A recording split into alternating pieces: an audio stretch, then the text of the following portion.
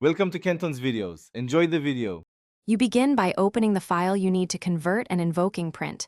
Use Ctrl+P to move quickly.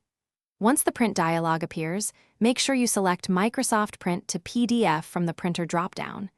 If it's not visible yet, pause and check the printer list or recent printers, then click Print to proceed.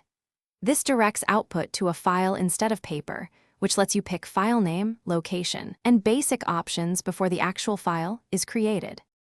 Once you've selected Microsoft Print to PDF, focus on layout and range. Choose the specific pages, orientation, and paper size that match your needs.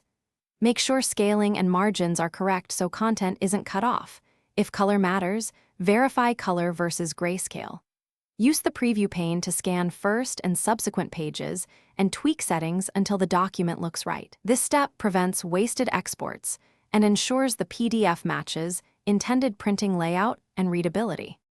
Finish by naming the PDF and choosing a save location, then click Save. You'll sometimes be asked to confirm overwriting an existing file, so verify before approving.